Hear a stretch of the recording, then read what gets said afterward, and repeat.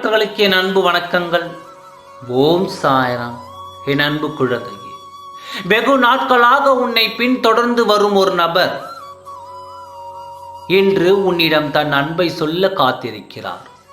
இன்று வரை நீ உன் வாழ்க்கையை வெறுத்து, என் வாழ்க்கையில் எதுவுமே நடக்கவில்லையே, நான் நினைப்பது எதுவுமே நடக்கவில்லையே, என்னுடன் இருப்பவர்களுக்கும் என்னை சுற்றி இருப்பவர்களுக்கும் நடக்கும் நல்லது அனைத்தும் என் வாழ்க்கையில் எனக்கு நடக்கவில்லையே என்று இது நாள் வரை நீ என்னிடம் வேதனைப்பட்டு கொண்டு இருக்கின்றாய்.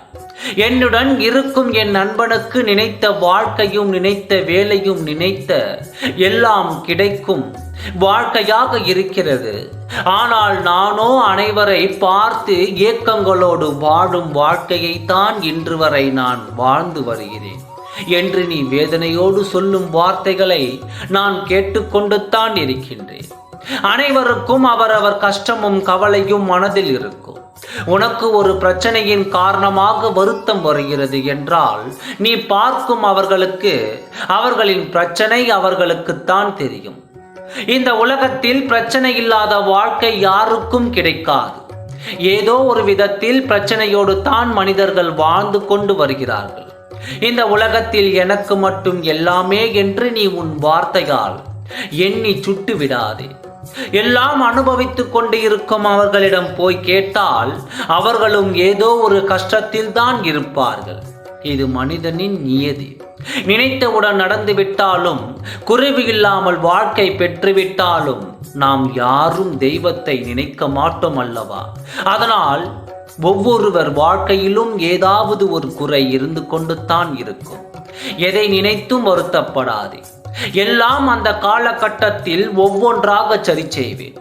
உன் வாழ்க்கையில் குறைவில்லாத வாழ்க்கையாக உன் சாயப்பா நான் மாற்றுவேன். ஏன் என்று கேட்கின்றாயா? உன் வாழ்க்கையில் நீ உன்னை விட என்னை நம்புகிறாய் அல்லவா? உன் சாயப்பா உனக்கு அனைத்தும் செய்வேன் என்று என்னை நம்பி இருக்கிறாய் அல்லவா? உன் நம்பிக்கைக்காக உன் சாயப்பா உன் வாழ்க்கையை நான் சரி செய்து கொடுக்கின்றேன்.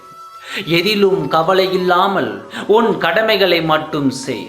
அதில் உனக்கு வெற்றியை கொடுத்து உன் குறைகளை நிறைவாக்கி தருகிறேன். உனக்கான வாழ்க்கை நான் கொடுக்கின்றேன். சாயப்பாவின் மீது நம்பிக்கை வை.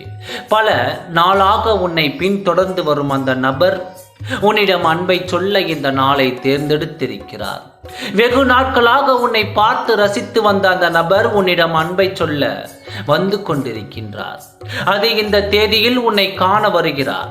அவர் யார் என்றும் அவர் எத்தனை காலங்கள் உன்னை பின்தொடர்கின்றார் என்றும் இந்த தேதியில் நீ புரிந்து கொள்வாய். இனி ஒவ்வொரு நாளும் புது புது அனுபவத்தை கொடுக்க போகிறேன். மகிழ்ச்சியோடு காத்திரு. ஓம் சாய்ராம்.